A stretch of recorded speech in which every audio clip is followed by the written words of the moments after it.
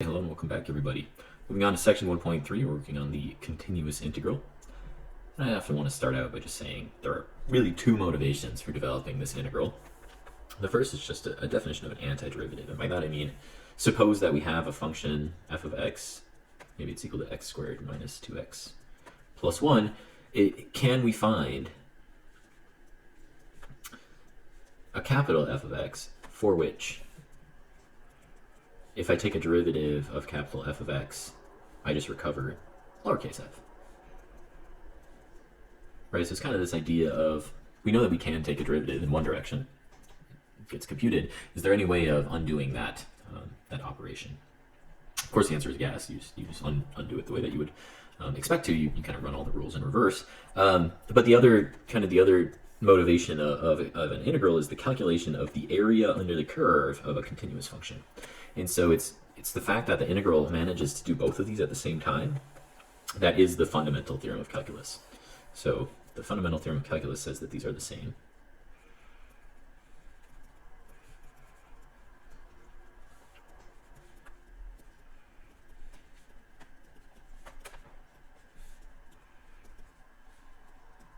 And they're the same, up to, in the second case, calculating the area, you kind of take the difference of the antiderivative on the bounds, evaluate it on the bounds that you're calculating the area over. But aside from that, these are kind of the same operation. And that's the whole point of calculus. That's probably what you decided to end your semester with in Calculus 1, except for, U substitution and calculation of antiderivatives. So we're going to go through all of that, kind of take that perspective here.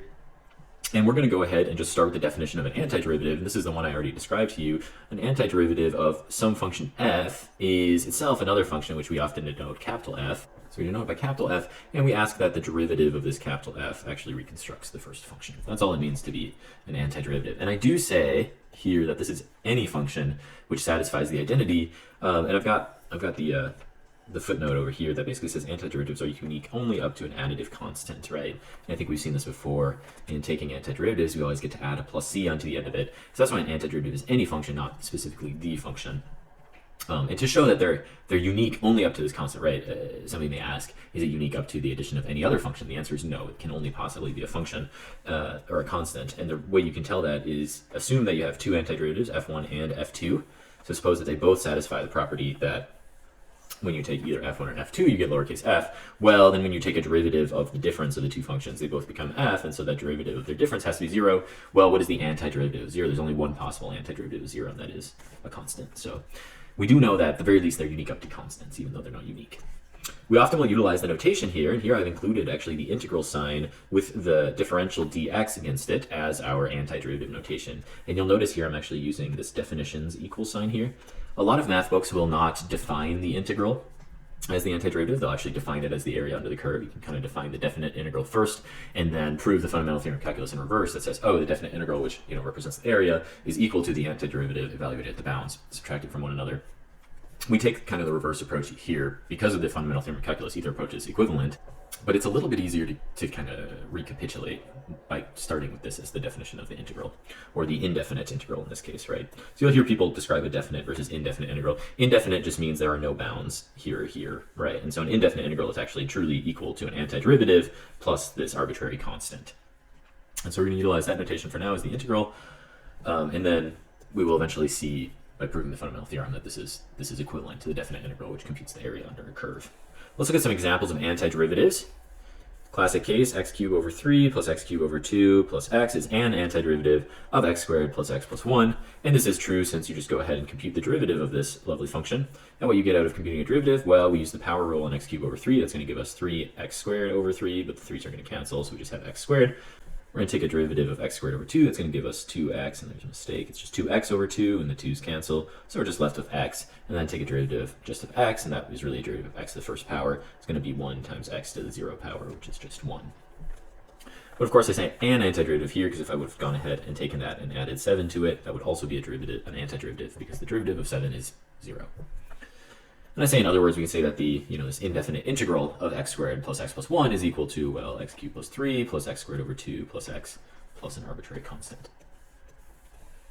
We do the same thing with like tan inverse minus 2e to the x over 2, calling that an antiderivative of 1 over 1 plus x squared minus e to the x over 2. And we can show that once again just by computing a derivative of what we claim to be an antiderivative, and we pass the derivative using linearity to both terms. Derivative of tan inverse we already know is 1 over 1 plus x squared, just refer to the derivatives table for that. And the derivative of e to the x over 2, because of the chain rule, the e to the x over 2 would normally stay by itself, but you multiply by the derivative of the inside, which in this case is 1/2. So the 1/2 and the 2 up front are going to cancel, and we're left with minus e to the x over 2. Or in other words, we can say that the indefinite integral of 1 over 1 plus x squared minus e to the x over 2 dx is equal to tan inverse of x minus 2 e to the x over 2 plus c. So here I will define the definite integral, and as before, I'm kind of taking this reverse direction approach to what most people will when they introduce definite integrals, and I'm simply going to define the definite integral if I decide to put bounds by my integral of an x max and an x min. So these are just kind of two values on the real line that we're going to assume we have an interval over. And I'm defining, right here I'm using the defined equal sign, I'm defining this definite integral to be the antiderivative evaluated at x max, and then I'm going to subtract the antiderivative evaluated at x min. So as I've defined it, this has absolutely nothing to do with area necessarily. We don't know, right? It's kind of, I've chosen to define it independent of area. And then we get down to this next theorem, which actually is the fundamental theorem of calculus, which says, by the way, we were able to define the definite integral without regards to area, but it happens to actually be equal to the area under the curve over this interval x min to x max. So that's what's so special about the fundamental theorem of calculus, is it says the difference of the antiderivatives is in fact equal to the area under a curve over some interval. And I will go through the proof here because I think the proof is quite elucidating for kind of calculus as a whole. So what we're going to do to prove this is we're going to let the upper bound of our interval, rather than it actually be x min to x max, we're going to give the upper bound on the interval some new variable name, which we're calling y. So now I'm actually going to ask about the area over some interval x min to y. If we think about this as a real line, you know, here was x min to x max, and we were originally going to calculate, you know, the area under the curve from x min to x max. This entire space was going to be our original calculation. What I'm going to do instead with allowing this variable y is I'm just going to choose some point here instead, give that the name y, and I'm going to allow myself the area here, calculate this area instead. And what I'm going to do is I'm going to give myself the ability to kind of nudge y in either direction, to the left or the right. So I'm allowing this to be a variable which you know, just moves forward or backward on this interval. So once I do that, I define a capital A of y to be kind of this area here. This is going to be capital A of y, whatever that number is, it's some area computation. And I'm going to go ahead and compute a derivative of this function with respect to the variable y. So what is the derivative of that function with respect to wherever I'm sitting on this real line at the bottom? Well, to actually calculate that, you just go ahead and use the limit definition of the derivative. That doesn't mean too much when you write it out, but let's think about maybe what evaluating a at y plus epsilon versus evaluating a at y means. Well, y plus epsilon means I've increased the value of y by just a little bit. So I'm over here at y plus epsilon instead. So I'm thinking about that. This is going to be a of y plus epsilon, and I'm going to subtract, you know, that original a of y. What am I left over with? Well, that means this entire numerator here is really this very, very tiny space between the two of them. It's kind of this vertical strip between the two boxes that I've drawn in my area. So that entire numerator is that vertical strip here. And that's what I've written here, right? Area between the graph and the x-axis over the interval y to y plus epsilon, right? Because that's kind of the width of that interval up on the top right side of the screen. But if we think about what is that area drawn, that area is going to just be a length times a width. And so if I zoom in on that area that I just drawn, even though the top maybe wasn't perfectly flat, it was approximately flat, you can think about the length. Remember, this left-hand side was y, and this right-hand side was y plus epsilon. And then the height, right, this whole thing had some big old function on it. So the height up here was the value of f of y, maybe the average of f of y and f of y plus epsilon over 2 was the approximate height of that strip, but the approximate width, actually the true width, was just the difference between these numbers, so the width is just epsilon. And so I have this some height, h epsilon, which is pretty close to the average of the value of the function, times the width, which is just epsilon. And if I go ahead and replace this object, right, which is the area, with that height, h epsilon of y times the width, epsilon, okay, these epsilons are going to cancel, and it's just going to be the limit as epsilon goes to 0 of the height of that strip. Well, what is the limit as epsilon goes to 0 of the height of the strip? Here's my strip. Even if the height was some average of, you know, the left-hand side and the right-hand side, as epsilon goes to 0, these sides are going to converge. So my strip gets infinitely thin, and I just ask for the height of the strip there. That height has to be f of y. So you end up seeing that this limit, I'm going to scroll down to the next page, the limit as epsilon goes to 0 of this height just ends up being the height of my function at that point, which means if I jump back to what I was actually originally calculating, we have that the derivative of the area function, which I actually just calculated, is actually equal to f of y. But that means it's an antiderivative. So the area function has to be an antiderivative of my original function that I care about. And that's really the proof of the fundamental theorem of calculus. I go through a little bit more work there at the bottom to describe this, and then I give a little remark about how I take my directions backwards. Normally you start with defining the area as the integral and then show that it happens to be an antiderivative rather than the reverse. So moving ahead to an example, this is pretty similar to what you probably finished your calculus 1 semester with. We just go ahead and actually calculate the area under a specific function. In this case, I've chosen x times x minus 2 times x minus 4. It's a useful function because we can tell when it's factored like this that it's got 3 roots. The roots are at 0, 2, and 4. So there you go, 0, 2, and 4. And I just like that because it means that the function oscillates. So we get some notion of kind of positive area over here and negative area over here, right? If you don't remember, we naturally interpret areas below the x-axis as negative and areas above the x-axis as positive. So in this case, kind of those first 2 areas are going to be close to canceling, and really more or less we're only going to be calculating the area of that final region, but we can go ahead and compute the entire antiderivative and then just evaluate our bounds 5 and 0. So to see what that looks like, so I actually calculate this before we apply any rules, and I know I haven't gotten to the rules yet, but you've all taken a semester of calculus. Before we apply any rules to that product of x, x minus 2, and x minus 4, it's to our advantage to go ahead and expand it. When we expand it, we end up with x cubed minus 6x squared plus 8x. And that's going to be a lot easier to take an antiderivative of. If you've forgotten the power rule, we'll get there in the next video, but more or less, you're going to be looking at an antiderivative, which is x to the 4th over 4 minus 2x cubed plus 4x. So this will be the antiderivative. Let's say antiderivative of what that integral is. And then keep in mind the definite integral, which happens to compute the area under a curve. That's the whole point of the fundamental theorem of calculus. The definite integral is equal to the antiderivative evaluated at the upper bound minus the antiderivative evaluated at the lower bound. So in this case, if we've calculated our antiderivative here, all we need to do is ask ourselves what was the lower and upper bounds. We're going to go ahead and evaluate the antiderivative at the upper bound and subtract the antiderivative at the lower bound. Well, if we plug 5 into the antiderivative, we end up with 5 to the 4th over 4 minus 2 times 5 cubed plus 4 times 5 squared. And if we evaluate 0 into our antiderivative, we get 0 to the 4th over 4 minus 2 times 0 cubed plus 4 times 0 squared. The second term, everything is a 0 in that term, so we're just going to simplify the first. 5 to the 4th is 625. 2 times 5 cubed is going to be 250. And 4 times 5 squared is going to be 100. So 625 fourths minus 150 happens to be 600 fourths, so 625 minus 600 over 4, and we end up with 25 fourths as the area.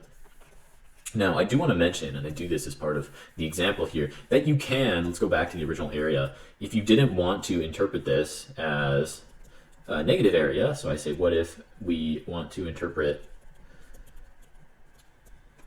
this as positive area?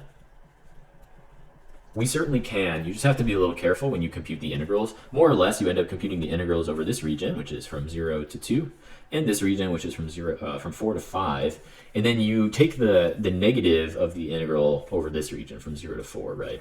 Because that's got a negative sign in front of it already, you're going to add an extra negative sign to that portion of the integral. So you actually compute it as 3 separate integrals. We can represent this as an absolute value of what's inside of the integral. So that would kind of give us the total area if we wanted that total area. But the way it's actually computed is what I just described. It's where it's positive from 0 to 2, negative from 2 to 4, and positive, once again, from 4 to 5. So the way that looks, if you compute the integral, is you just decide to compute 3 integrals, the first one from 0 to 2, the second one from 2 to 4, and the third one from 4 to 5. You find out that the second integral, which happens to be computed right here, that second integral ends up being negative. It ends up being negative 4. So you go ahead and make it positive before adding them all together. So let's just go through that really, really quick. I start out with my absolute area being the integral of the absolute value of the function. What I'm going to do is, because this first integral is positive, it's already positive. Because the second integral I know is negative, I'm going to put an absolute value sign around it. Because the third integral I know is positive, I keep it positive. Each of these is actually the same integrand, and by integrand I mean the function inside of an integral. It's the same integrand, and so they all expand into the same term we already saw, and each of those terms still has the same antiderivative we already saw from before, where it's x to the 4th over 4 minus 2x cubed plus 4x squared. And so we just compute, the antiderivative at 2 minus the antiderivative at 0 for this first term, the antiderivative at 4 minus the antiderivative at 2 for the second term, the antiderivative at 5 minus the antiderivative at 4 for the third term. And when we plug those numbers in, that's the term that corresponds between 0 and 2. This is the term between 2 and 4, and this is the term between 4 and 5. If we simplify each of those, like I kind of already mentioned, we get a 4, we get a negative 4, and we get 25 over 4. So we have to make the middle term positive, because it has an absolute value sign around it. We now end up with 4 plus 25 fourths. We end up with 57 fourths. So that's what ends up happening if you decide, for some reason, that you would calculate the total area of this curve. You can imagine this is useful if you actually are buying paint or something for some sculpture which has the specific shape given here. Just because it's negative on one side, you don't have anti-paint to paint the sculpture. So paints don't cancel. You just need a complete amount of paint, even though it's on one side or the other.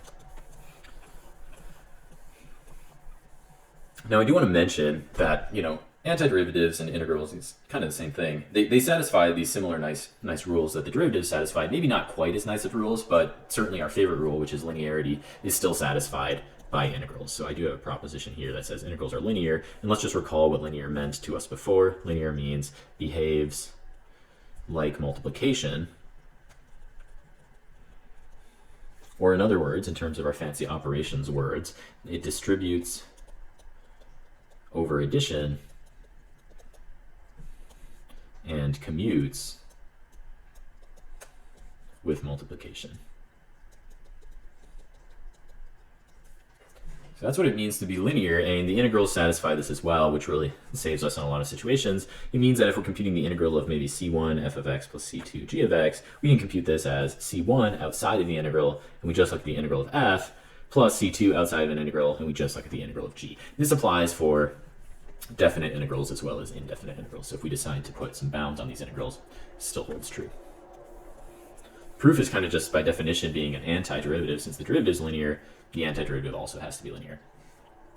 I'm going to start this next section of common rules, but I won't get very far. I'm just going to go through the table that I've introduced here. So just like derivatives, I have a table of all of our common rules for antiderivatives, but what I've done instead, at derivatives, I put it at the end of the section. With integrals, I put it at the beginning of the section, and that's because most of these we get for free. There's going to be two sections here of these initial terms, integration by use substitution and integration by parts, that themselves are kind of funky. You have to get used to using these rules correctly.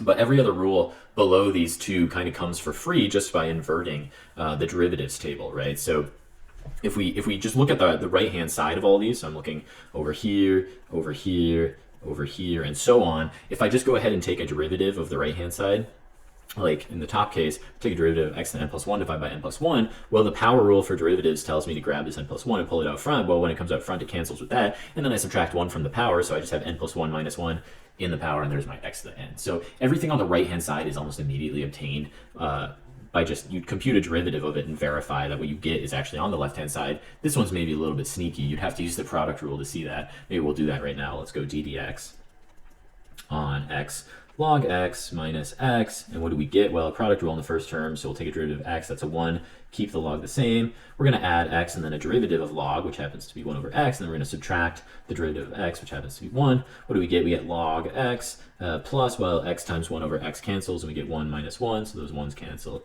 and we just have log x. So we can verify that that's, the antiderivative of the natural log here. We can verify negative cosine is the antiderivative of sine by taking a derivative of it. Same with sine being the antiderivative of cosine. Tangent, we know its derivative is secant squared. Negative cosecant, we know the derivative is cosecant cotangent, and so on all the way through. So for basically all of these right-hand rules, I've just done the opposite of us already knowing our derivative rules, right? Because we already know that about sine inverse. If I take a derivative, I get 1 over root 1 minus x squared. I know that tan inverse, if I take a derivative, I get 1 over 1 plus x squared. So the right-hand side rules, these are just coming for free by undoing our derivative table that we already have up there. So it's really just these integration by use substitutions and integration by parts rules that we're going to have to get really used to. And I know this one is going to actually be a new rule for quite a few of you. So look forward to that. Bit of a shorter video today. Thanks for hanging in there with me. It's maybe my favorite video of these intros just because the fundamental theorem of calculus is so important, but glad it was short, and I'll see you in class. Bye.